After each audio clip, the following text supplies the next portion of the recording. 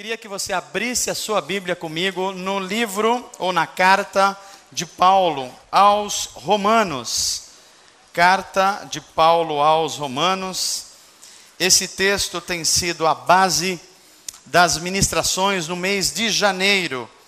Nós escolhemos ministrar a palavra de Deus 4 domingos. Hoje é o terceiro, a partir desse capítulo da Bíblia, Romanos capítulo 12.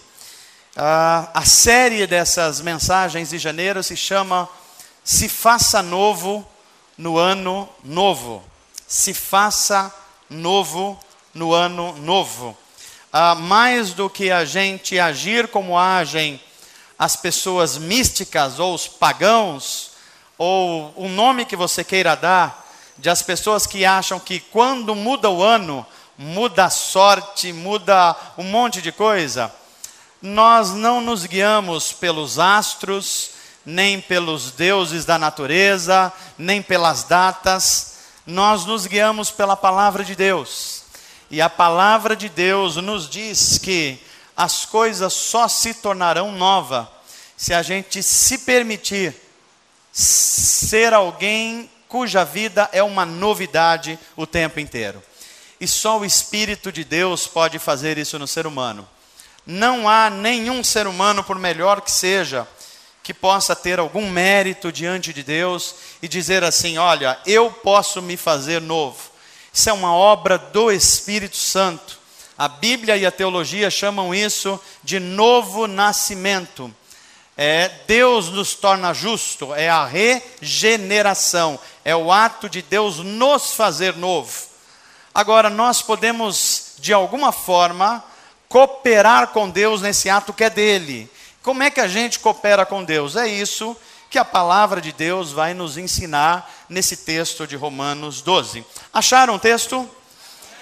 Todos com celulose? Deixa eu explicar, celulose é isso aqui, é papel, né? Tem alguns com celular e alguns com celulite. Não, celulite deixa para lá, né? É melhor só celulose, celular. Vamos parar nesse alguma coisa. Vamos ler palavra de Deus. Nós vamos ler o verso 2 e depois a gente vai dar um pulo para o verso 9. Verso 2 primeiro, depois o verso 9. Diz assim, palavra de Deus, Romanos 12, verso de número 2.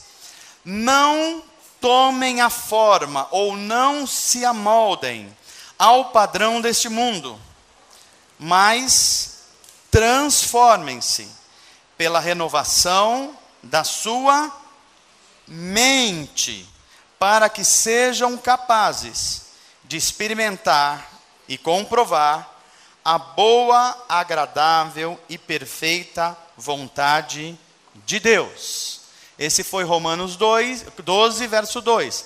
Agora, como isso acontece? Como agem aqueles que estão tendo as suas mentes renovadas? Romanos 12, verso 9.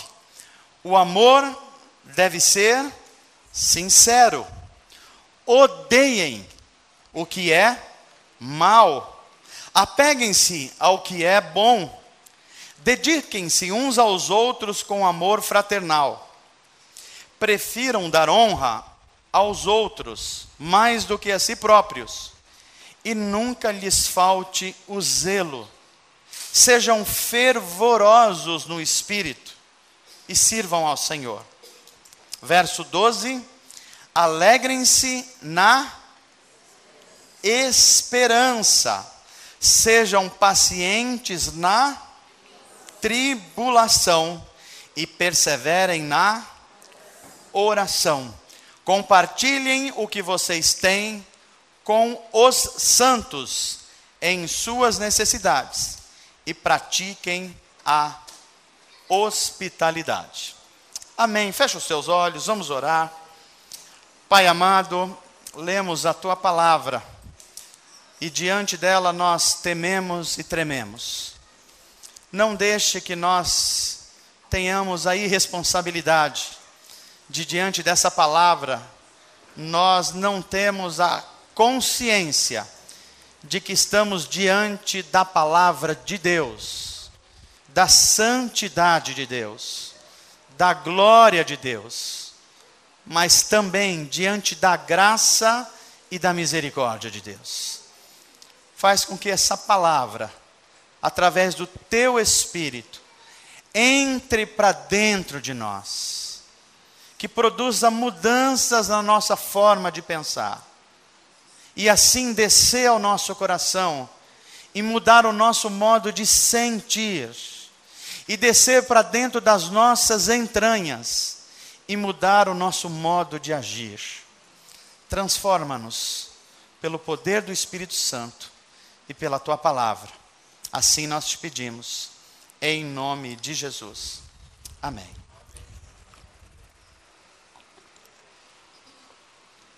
Este é o terceiro domingo do mês de janeiro.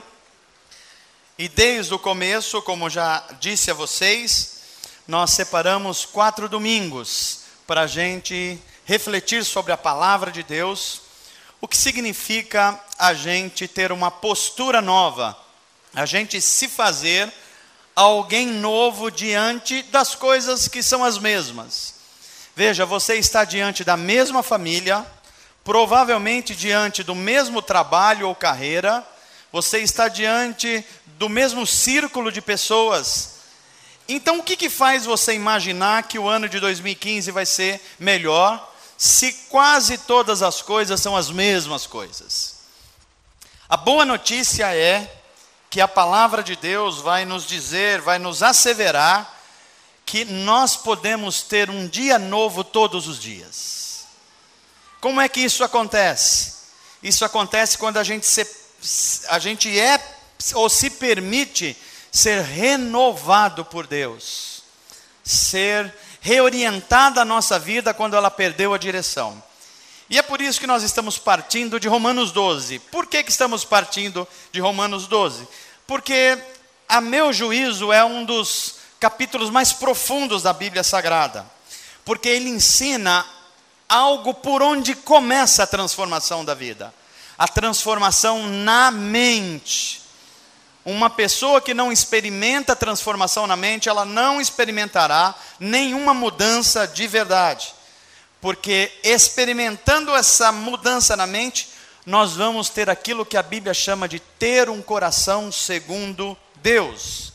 E ter um coração segundo Deus implica a gente começar a ter uma prática de vida, que as pessoas vão olhar para a gente e falar assim: puxa, essa pessoa, ela é mais ou menos comum, mas há algo diferente.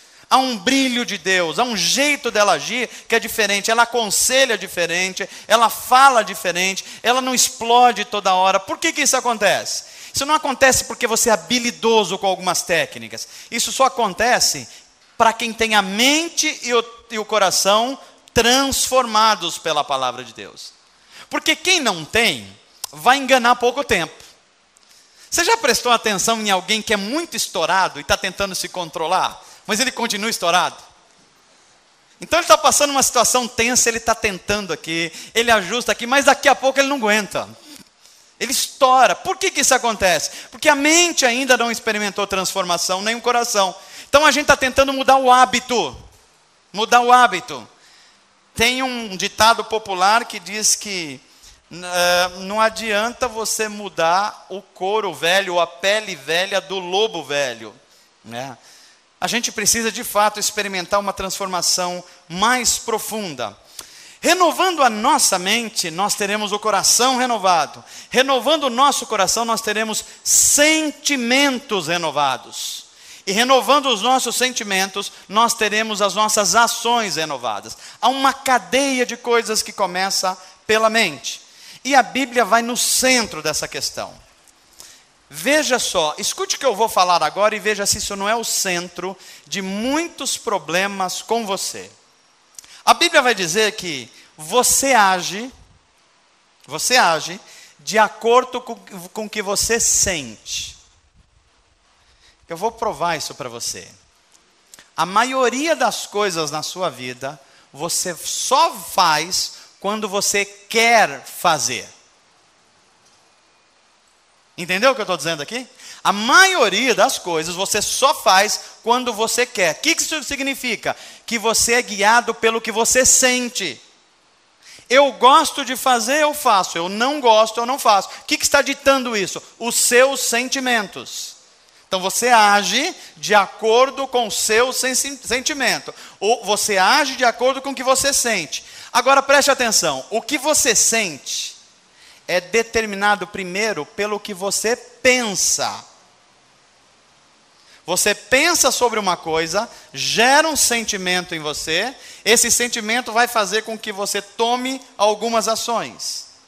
E é por isso que a Bíblia vai no centro da questão. Ela não manda você tentar corrigir hábito, porque ela sabe que o hábito vem do coração. Ela manda você corrigir a mente, porque a mente é o centro, é o começo da transformação. Mas a mente é transformada pelo quê? Aí vem a questão central. A Bíblia ensina que nós devemos trazer todas as coisas que fazem parte da nossa vida para dentro daquilo que a Bíblia chama de reino de Deus, ou reinado de Deus. O que significa isso, pastor? Significa que todas as coisas da sua vida, o seu trabalho, a sua família, o seu dinheiro, o seu lazer, as suas férias, as suas amizades, elas têm que ser trazidos para a perspectiva do reino de Deus. E tudo isso experimentar os valores desse reino. É essa renovação da mente que traz a gente a responder as 3 perguntas essenciais da vida. Quem é Deus? Se alguém, um amigo de trabalho, algum colega seu, algum vizinho, perguntasse para você, você é cristão? Aí você vai falar, eu sou. Quem é Deus? Como que você responderia isso?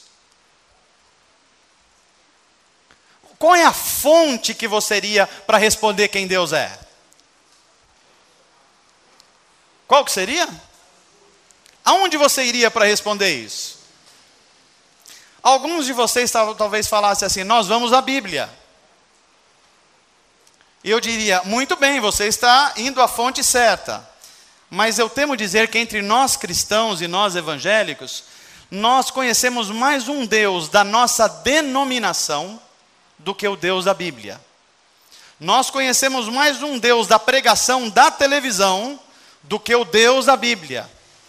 Nós conhecemos mais um Deus que está disponível para fazer as coisas que eu preciso do que o Deus da Bíblia. E como é que a gente consegue, de fato, responder quem Deus é? Eu preciso fazer uma pergunta. Será que a ideia que eu tenho de Deus é de fato o que a Bíblia diz que Deus é? Essa é a primeira grande pergunta. Porque de acordo com que você responder essa pergunta, você vai responder quem você é. Quem eu sou? Vai depender da primeira pergunta de quem Deus é. Porque se Deus for para você uma pessoa que é uma espécie de Shazam, que resolve problemas assim na mágica, você vai ser uma pessoa orientada para isso também. Então você vai achar que na vida as coisas se resolvem assim. Então você acha, assim, mudou o ano, legal, vai mudar tudo. Mudou o chefe, vai mudar tudo. Aí tem gente que acha que mudando a esposa vai resolver também. A Gretchen acha isso. Só que no caso dela é esposo, né? Mas o Fábio Júnior também acha isso. Hoje eu vi uma charge dizendo que para resolver o problema dos dois, vi hoje, tem que casar o Fábio Júnior e a Gretchen. Por quê? Porque é uma ideia que se mudar uma coisa externa, minha situação muda. Se mudar o governo, a gente muda. Percebe que a gente está sempre querendo mudar uma outra coisa para que a situação muda. E a Bíblia vai dizer, isso está errado. O que precisa mudar é você. E aí o mundo ao seu redor vai mudar. Você é o centro da mudança. E não é só você, é a sua mente que precisa mudar. Mudando a sua mente, muda você e muda as coisas que estão ao seu redor. Veja que o processo da Bíblia é o contrário de tudo isso. A terceira pergunta, e é o centro da mensagem de hoje, é: se eu sei quem Deus é conforme a Bíblia, e se eu me defino agora conforme a Bíblia, a terceira pergunta parece evidente. Como vivem as pessoas cuja mente está em processo de renovação? E essa pergunta que eu queria responder com vocês a partir da palavra de Deus, lembrando a você que no domingo passado eu disse que Deus deu 4 dons para todas as pessoas indistintamente. Ou seja, se você está aqui me ouvindo, e mesmo quem não está me ouvindo, quem está lá na internet, você tem 4 dons de Deus, 4 dádivas de Deus que Deus deu a você, para que você possa renovar a sua mente e experimentar transformação. Primeiro, Deus deu uma capacidade de você pensar. Você concorda com isso? Tem gente que pensa aqui? Tem, né? Eu espero que você esteja usando essa massa cinzenta que Deus colocou aí dentro de você para você pensar. Assim, deixa eu dizer uma coisa aqui para evangélicos. Alguns evangélicos confundem o que Deus veio tirar de nós. A Bíblia diz que Deus veio tirar os nossos pecados, não nossa inteligência. Então o seu cérebro continua aí para você pensar, para você refletir. Ele só levou os pecados embora. Então cristão pensa, cristão reflete, cristão continua sendo pessoas que vale a pena ouvir, ou pelo menos deveria valer a pena ouvir. Então a primeira coisa que você tem, fala assim, primeira coisa que eu tenho é uma mente para pensar. E creia, isso é um dom de Deus. Segundo dom que Deus te deu um livro sagrado chamado Bíblia Sagrada. Isso é um outro dom de Deus. Se você não usa, é uma outra história, mas ele está disponível para você. Terceiro dom que a gente viu o domingo passado, Deus nos deu um professor. E não foi o pastor Manoel, não. Foi o Espírito Santo.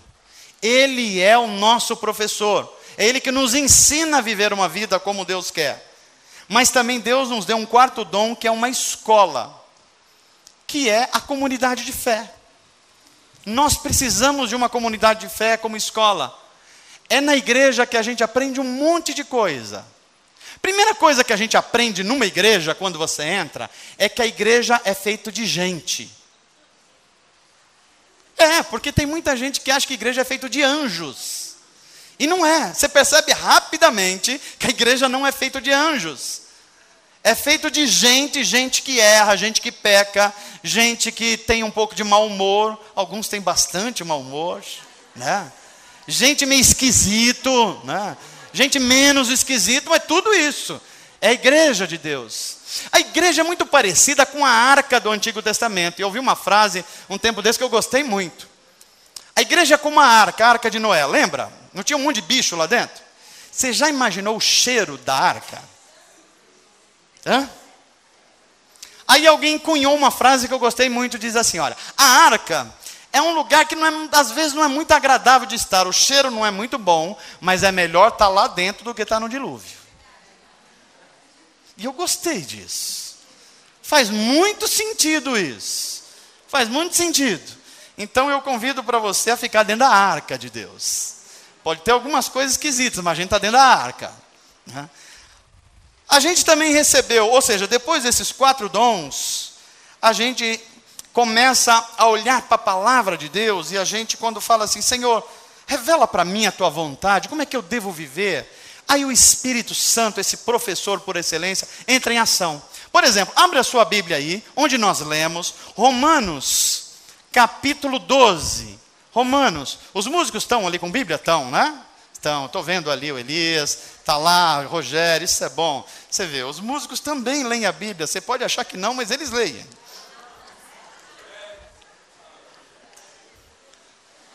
Romanos 12 diz assim, verso 9, olha como se comporta gente que está experimentando transformação da mente. O trecho do verso 9 diz assim, o amor deve ser sincero. Gente cuja mente está sendo renovada, é gente que aprende a amar com sinceridade. Não é só amar. Se fosse só amar, Paulo não tinha escrito que devia ser com sinceridade. A palavra sincero ou sincera vem do teatro grego, que quer dizer sem cera. E a cera era um instrumento que os atores usavam no teatro grego antigo para fazer a máscara, para fazer a maquiagem. Então eles se escondiam atrás de um personagem, de uma imagem. O que Paulo está falando assim, olha, não use essa cera com as pessoas. Seja de cara limpa, aprenda a amar as pessoas como elas são. E elas são sem maquiagem. Eu duvido que você falou bem, eu te amo tanto para sua mulher, antes dela colocar a maquiagem de hoje. Melhor a hora que ela acordou. Quem ama, ama em qualquer momento. E um amor mais genuíno é esse, é que você faz de forma sincera, sem cera.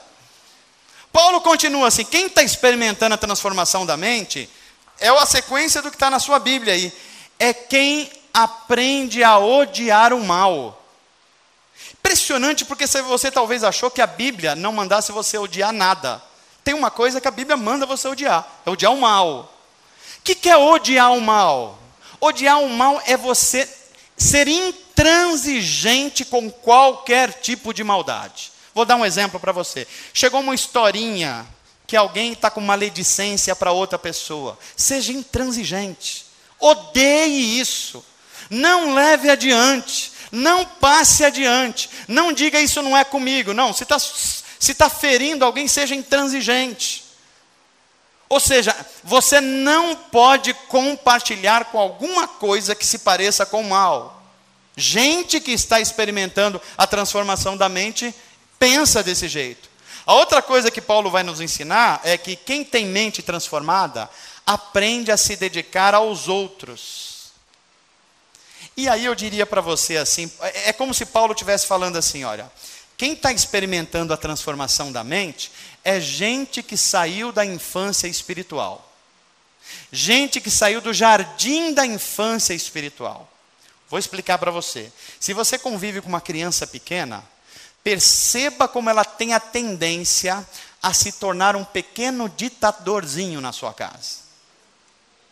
É verdade ou não é?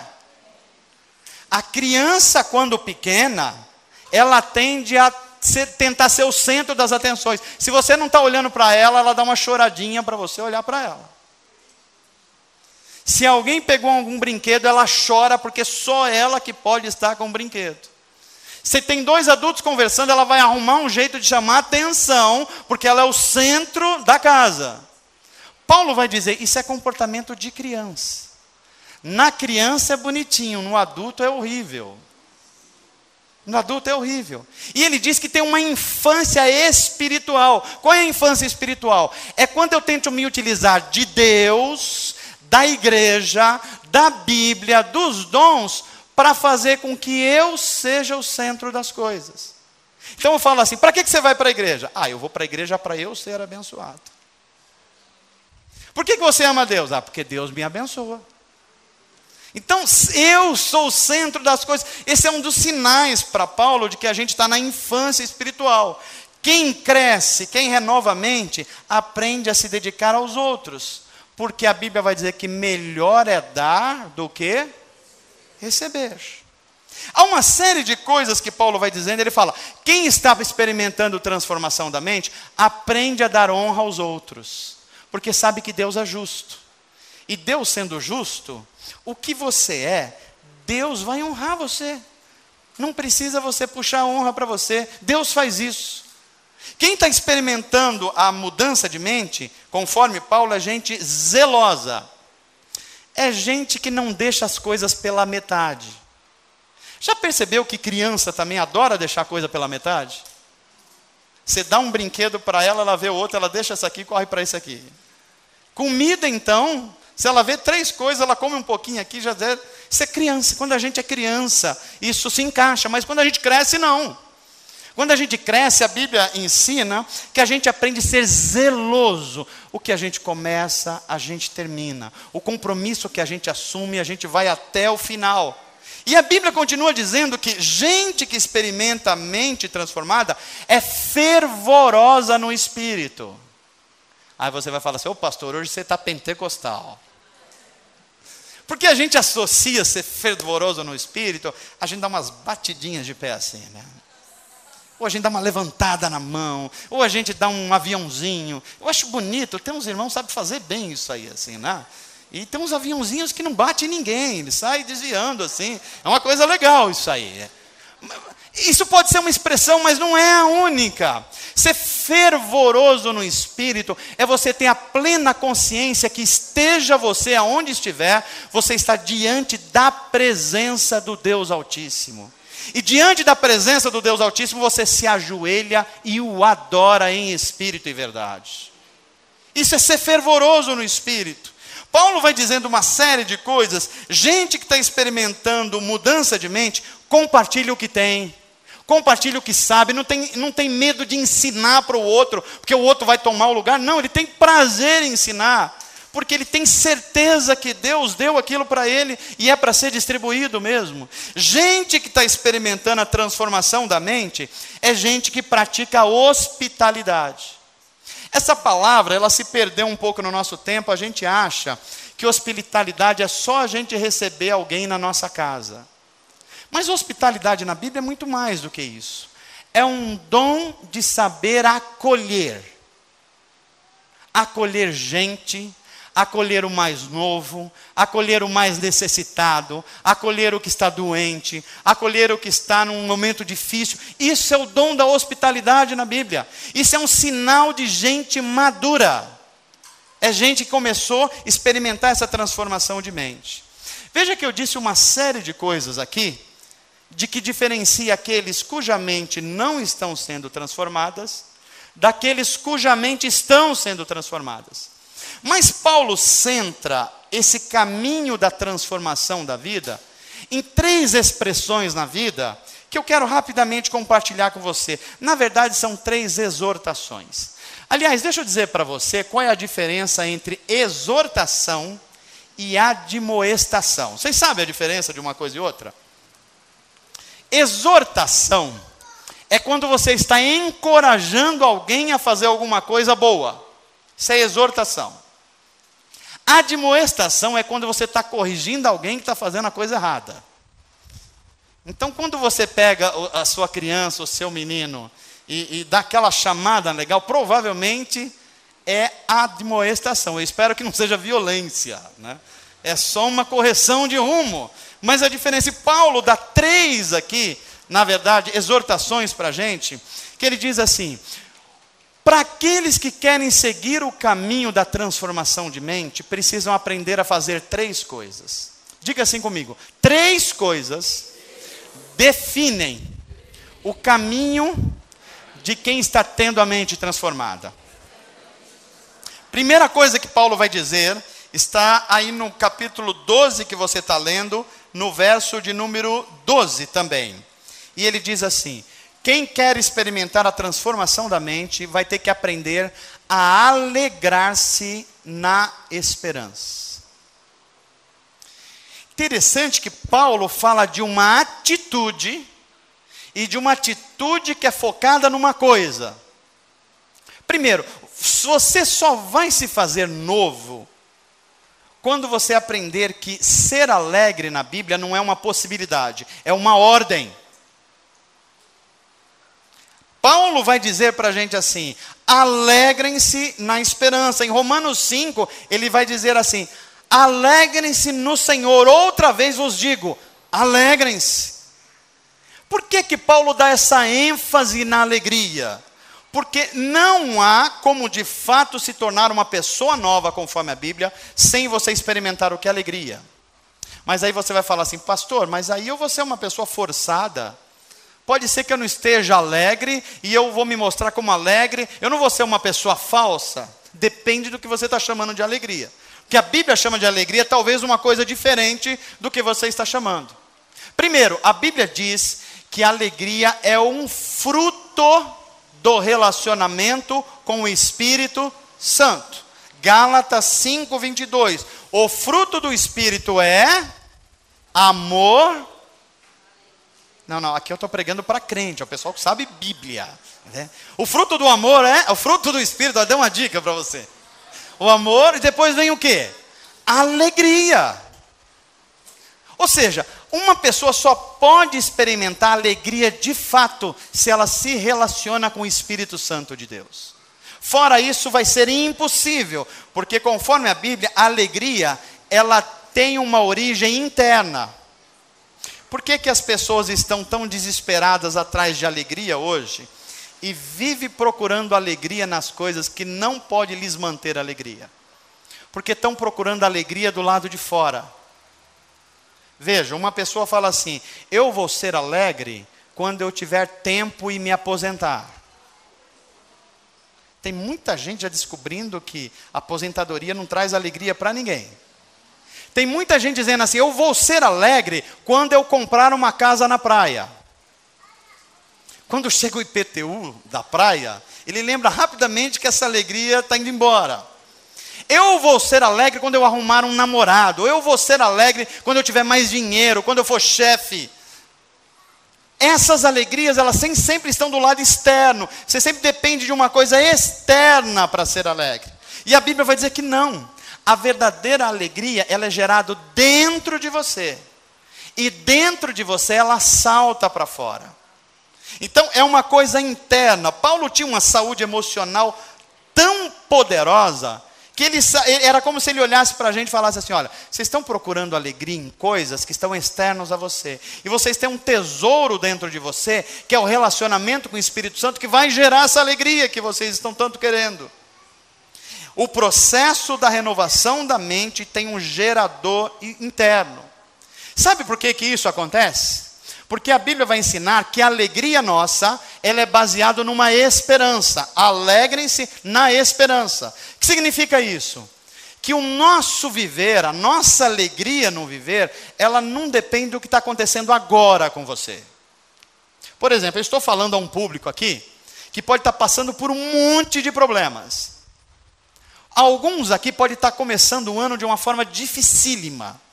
Alguns com problemas familiares, outros com problemas profissionais, outros com problemas de saúde, outros com problemas financeiros. E a Bíblia está dizendo assim: não olhe para essas coisas. A sua alegria deve ser baseada não nas circunstâncias, mas na esperança. Que esperança que a Bíblia está mandando a gente ter alegria? A esperança do que o próprio Paulo vai escrever no Novo Testamento, de que todas as coisas, veja, eu estou dizendo todas as coisas, as más, as boas, as ruins, as complicadas, as frustrações, todas as coisas cooperam para o bem dos que... É essa a esperança. Por isso que eu devo me alegrar, porque eu estou baseando o que está acontecendo na minha mente nessa esperança. Então eu olho para uma doença, eu falo assim: Deus, eu não sei porque eu estou passando por isso, eu não queria passar por isso, mas isso não vai tirar minha alegria, porque a tua palavra diz, e eu creio nela, que todas as coisas, todas sem exceção, vão me levar a um relacionamento mais perto do Senhor. E o Senhor vai usar todos esses problemas para fazer de mim uma pessoa de caráter aprovado para a glória de Deus. Entendeu por que é que você não pode basear a sua alegria nas coisas que você está passando? Diga assim comigo: a Bíblia me diz para eu me alegrar. E a alegria tem um motivador interno. E essa alegria é baseada na esperança. Que esperança? Que todas as coisas cooperam para o bem dos que amam a Deus. Amém, gente? Fala para quem está perto de você assim: Deus vai usar todas as suas dores, as suas frustrações, as suas perdas, para o seu bem. Creia nisso, em nome de Jesus, e para a glória de Deus. Amém?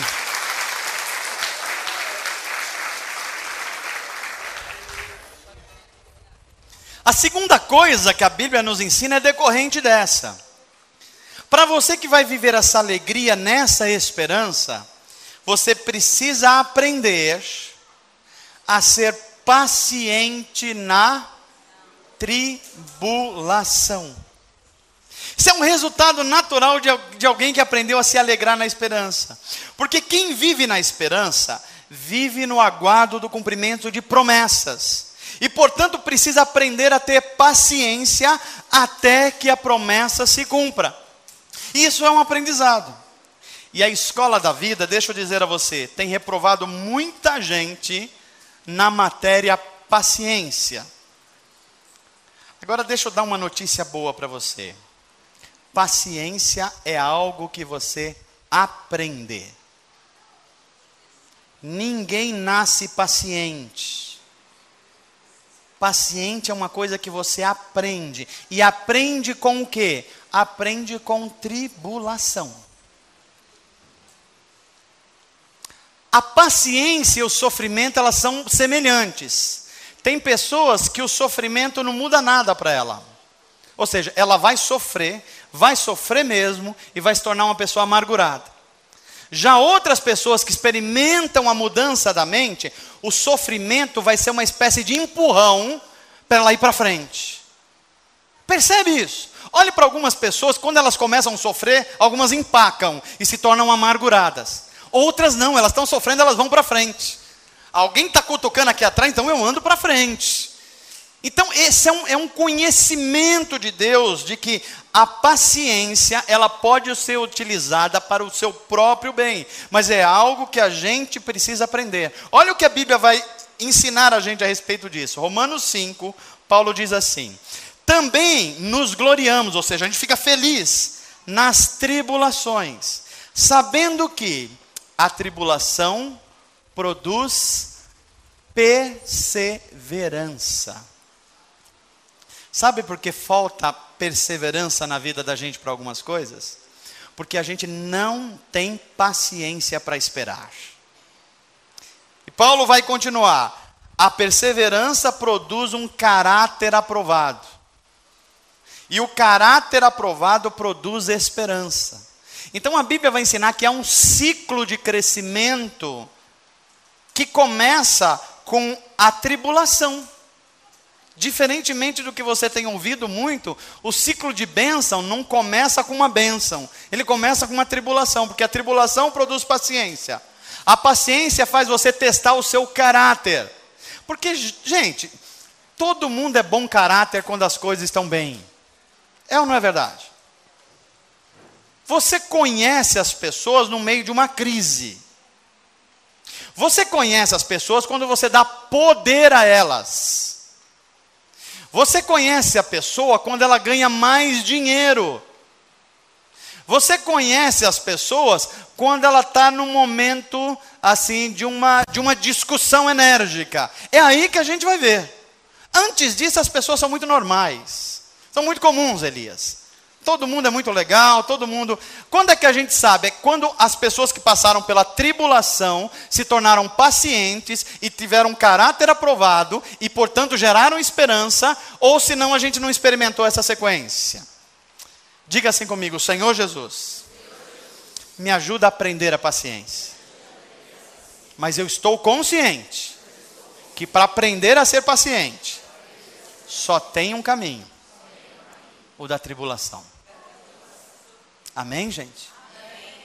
Amém mesmo? Amém. Que bom, essa gente está renovando a mente em Deus. Eu vou terminar essa mensagem com a terceira indicação de Paulo. Primeiro ele diz assim: alegrem-se na esperança. Segundo ele diz: sejam pacientes na tribulação.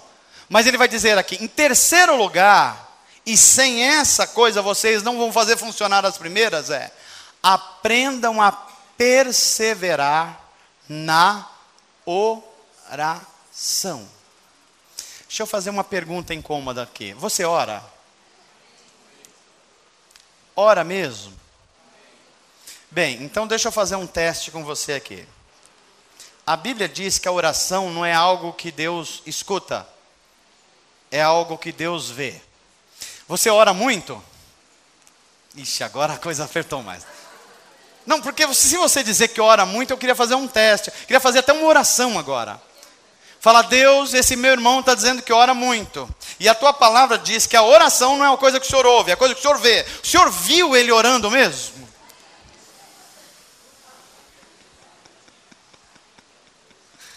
Deixa eu melhorar a situação para você. Paulo vai dar-nos uma definição de que a renovação da mente leva a gente à oração, e a oração leva à renovação da mente, Porque ele vai juntar essas três coisas, essa tríade. A gente alegrar-se na esperança, a gente ser paciente na tribulação, mas isso só vai funcionar se a gente aprender o que é oração e perseverar nisso. O que é oração, pastor? Oração é aquilo que eu e você deveríamos estar fazendo muito mais do que estamos fazendo. Boa essa definição de oração? Vou repetir para você. Oração é aquilo que eu e você devemos estar fazendo mais do que a gente está fazendo. O que é oração? Oração é a gente se colocar diante de Deus e falar aquela coisa mais difícil que tem para o ser humano. Seja feita a tua vontade e não a minha vontade. É fácil dizer isso? Você já percebeu quando você vai orar, o seu processo é inverso disso? Quando a gente vai orar, a gente chega diante de Deus e fala assim: Deus, eu quero isso, eu preciso disso. Por favor, dá uma assinatura aqui nessa lista de pedidos. Não é assim que a gente costuma orar? Quando a Bíblia está dizendo, parece aquele negócio de despachante de setor público, o Naldo está acostumado, né? Bate um carimbão, Deus, a gente vai no cartório do céu, chancela nesses termos, peço diferimento, e você mostra para o anjo, está assinado por Deus aqui, a chave já está aqui, o apartamento já está aqui, o namorado está aqui, o dinheiro está aqui, está tudo resolvido. E a gente chama isso de oração. Quando a Bíblia vai dizer que oração é aquilo que a gente chega diante de Deus e fala assim: Deus, tem um monte de coisas que o meu coração está querendo, que a minha mente está pensando, mas isso é a minha mente e o meu coração, e eu não tenho certeza se eles estão renovados o suficiente. Então, eu quero tudo isso, eu preciso disso, ou eu acho que eu preciso, mas eu submeto todas as coisas a Ti. Eu não quero nem mesmo um paraíso se o Senhor não estiver lá comigo. Porque eu quero lembrar para você que Adão foi derrotado no paraíso, enquanto Jesus venceu no deserto. Tem muitos de nós pedindo a Deus o paraíso, que pode ser o lugar da nossa derrota. Quando Deus está esperando que a gente passe primeiro pelo deserto, que é o lugar que Ele vai fazer do nosso caráter aprovado, para a gente ter mais esperança e viver para a glória de Deus. Paulo diz assim: persistam, perseverem na oração.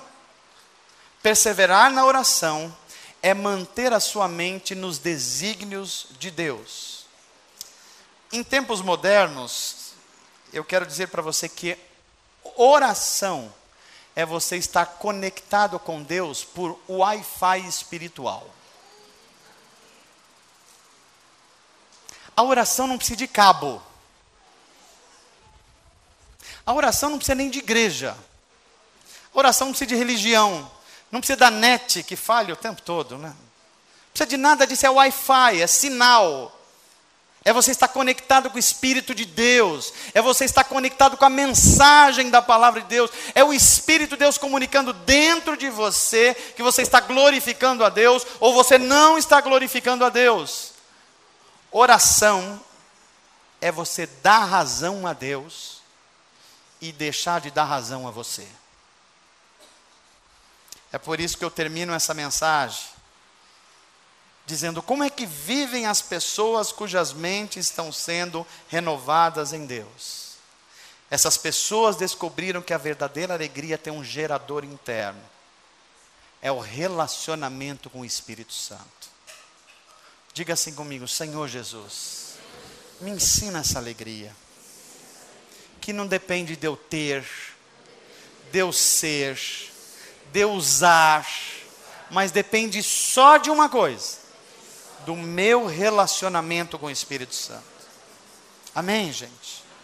Gente que está tendo a mente renovada, descobriram que o caminho para a aprovação do caráter passa pela tribulação.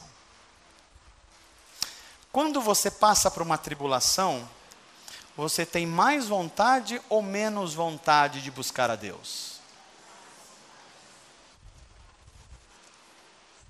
Quando você passa por uma perda, por uma frustração, você tem mais incentivo para ir à igreja ou para deixar de ir à igreja?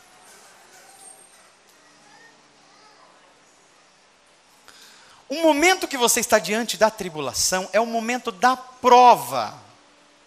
Volto a insistir, no momento que as coisas estão normais, você não está sendo provado em nada. Quando é que você vai ser provado? É quando você for chamado a amar a Deus acima de todas as coisas, das frustrações, dos problemas, das coisas que você não está entendendo, e você orar como Jó. Você falar, eu sei que o meu Redentor vive, e no tempo certo Ele vai me salvar. Isso não depende do que está acontecendo fora, o que as pessoas estão achando ou deixando de achar. Depende do seu relacionamento com Deus. Deus está fazendo você passar pela fornalha da provação do caráter. Por que é que a gente precisa passar pela provação? Porque nós precisamos ser aprovados. Só tem um jeito de ser aprovado, é você passando pela provação. Finalmente nós aprendemos que hoje as pessoas cujas mentes estão sendo renovadas, elas fazem da oração o seu alimento diário. Elas sabem que a oração nos conecta com os céus. Elas sabem que é de lá que vem o nosso socorro. Quando você acorda, quais são as primeiras coisas que você faz?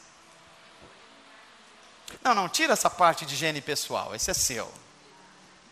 Mas nós vivemos num tempo que boa parte das pessoas, as pesquisas estão mostrando, que quando as pessoas acordam, elas já vão procurar se estão conectados com a internet.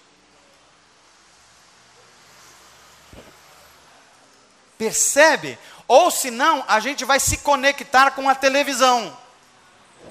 Quais são os impulsos que estão entrando para dentro da gente? A fonte ou é a internet ou é a televisão. Como é que você vai ficar o seu dia? Veja, a sua mente alimenta aquilo que você vai sentir e da forma como você vai agir. Se você alimenta a sua mente no começo do dia, não pela oração, não pela palavra de Deus, não pelo devocional, mas pela internet e pela televisão, a sua mente está sendo formatada para isso, você vai começar a sentir essas coisas. Sentir medo, sentir desespero, sentir medo de sair para a rua, sentir medo de fazer as coisas. Aí as suas ações vão responder dessa forma. A Bíblia está dizendo, inverte isso.